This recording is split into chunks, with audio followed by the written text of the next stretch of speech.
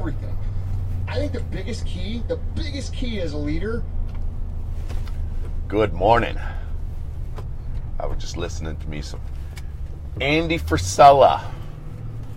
If you don't know who Andy Frisella is, I highly recommend that you check out his podcast, the MF CEO. So it's the MF CEO Project. Andy Frisella. He's the CEO and founder of a little company called Supplement Superstore and First Form.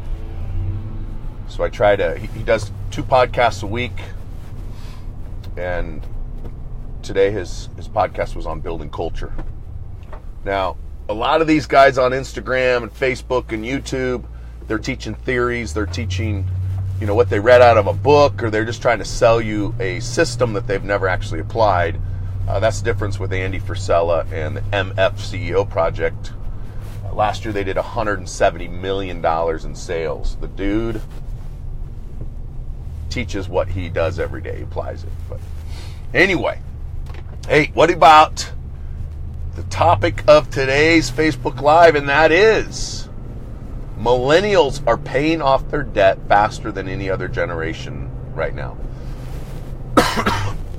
And how you can do the same thing they're doing. In fact, FICO just released that millennials were the only generation to have an increase in their credit score last year. And the average millennial increased their credit score by 8 points. Whereas the rest of the generations here in America did not increase their credit score at all. In fact, most people's credit score went down. And they also released a study with the same studies, another statistic rather, that 77 million Americans, 77 million Americans have a collection on their credit report. There's a good chance, if you're watching this video right now, that you know somebody or you potentially have or you yourself have a collection on your credit report and suffering from bad credit, and I'm here to help you with it. Go to my website, fortresscreditpro.com, sign up for a free consultation, and we'll see what we can do about increasing your credit score and removing those collections and late payments and whatever is on there. So how did the millennials go and reduce their debt and increase their credit scores? Well, here's what they did. Roughly 50% of them started paying off their credit card debt monthly, like paying it off in full every month. And that's another crazy stat, that 50% of millennials do not pay off their credit cards every month. 50%. Now, it's 67% of adults in America. 67% of adults don't pay off their credit cards in full. But millennials, the second largest generation, 50% of them are not paying off their credit cards. If you are a millennial, I'm telling you right now, the number one way to increase your credit score, the number one way to start building true wealth and true freedom is to start paying off your credit cards and to pay them off in full every single month. And if you're not paying them off in full, you're doing it wrong. You need to get rid of them. You need to stop carrying them with you. How do alcoholics stop drinking? They stop hanging out with people that have booze. They stop going to the bar. They stop going to their friends' parties. That's how they got to do it. Gambling addicts don't go hang out at the casino. They got to run from temptation, right?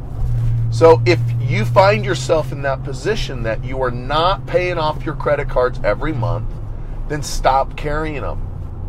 And I know you're probably thinking, but Rondi, I need my credit card to pay for my lunch every day because I want to finance my Taco Bell over the next 22 freaking years.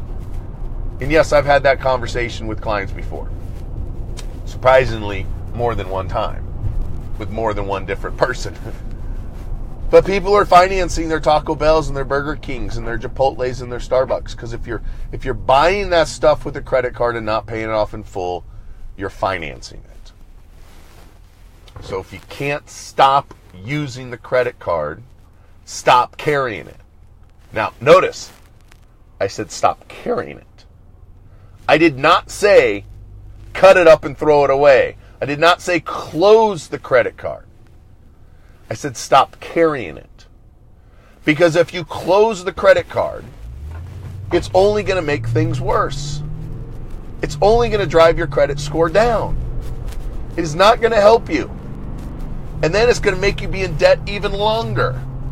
Because if you start paying down your credit cards, your credit score is going to go up.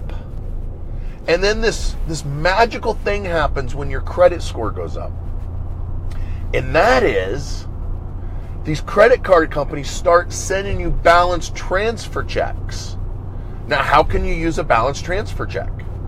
I'll give you a great example of what I did recently. I truly believe in using other people's money. OPM, right?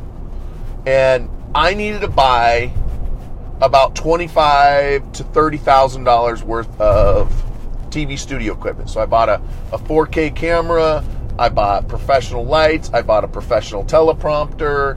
It was 25, 30 grand. When it's all said and done, 25, 30 grand. Now, I could have used my own money to do that, pulled it out of the checking account. But why? If someone else is willing to give me that money for free. And Citibank did just that.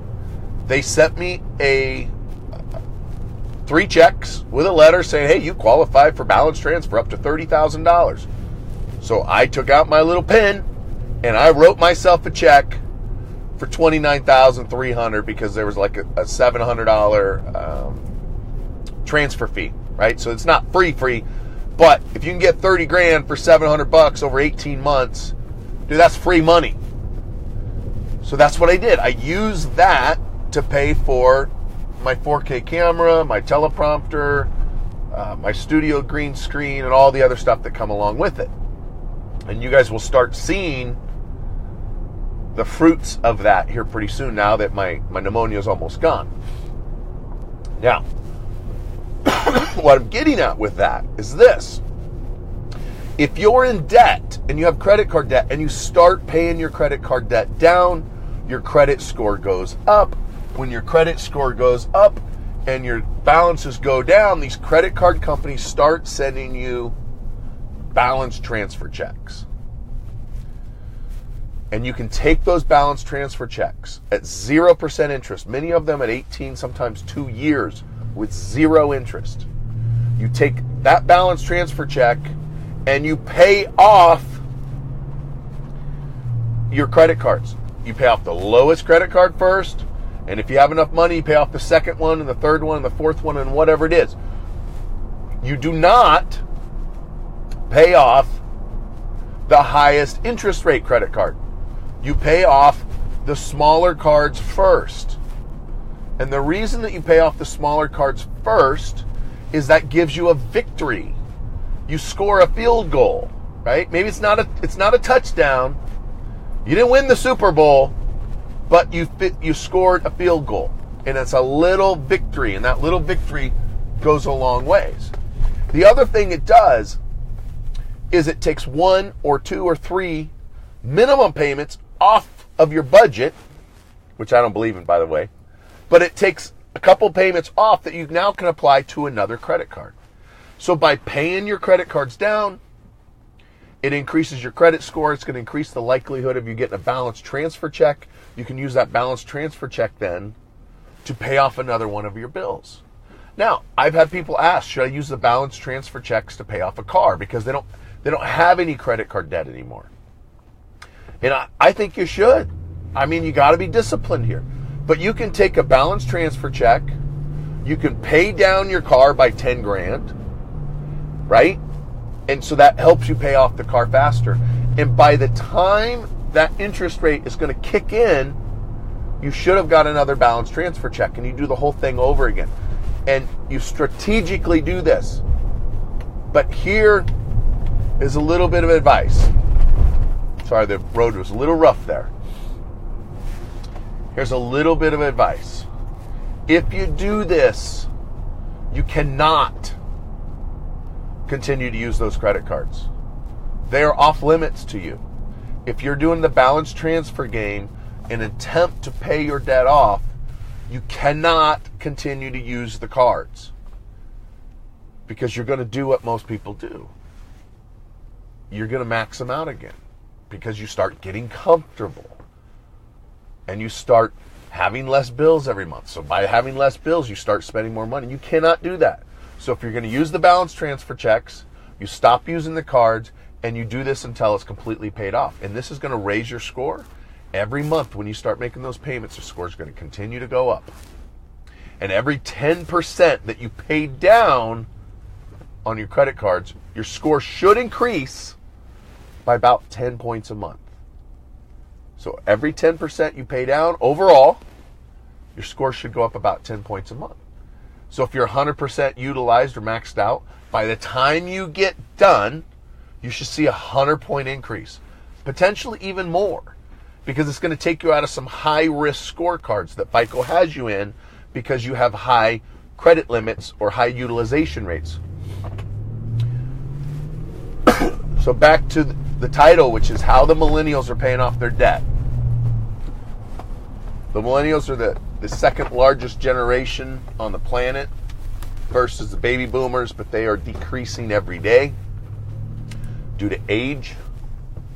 But the millennials, just like the baby boomers, are changing our world, or just like the baby boomers did. And if you're a millennial, man, you are so, it's not lucky, but you're so much better off than my generation was. I mean, you got, everything is so much easier for you. But they're kind of jaded. A lot of them are jaded because of their parents and the economy and the recession and all that stuff, and they're not really sure what they want. Some people call them the lost generation. I don't think they're lost. I think they just don't know what they want yet because things are so easy to come by. They just haven't figured it out. But the way that they are increasing their credit scores is they're decreasing their credit card debt. And they need to, because 50% of the millennials, 50% carry credit card balances on their credit cards every month. And the banks love them because the banks get richer and richer and richer off of the millennials that aren't paying off those $300 and $500 credit cards. You know, the average millennial only has $5,000 in credit card debt. The average baby boomer has $27,000 to $28,000, depending on what study you look at. Look at the difference. But these millennials are carrying balances on $300 and $500 and $1,000 credit limits. You got to pay that down. So if you're not paying off your credit cards every single month, stop carrying them. Stop using them. Don't cut them up. Don't cancel them, because you need them to keep your credit score growing. If you close them, it's only going to make things worse.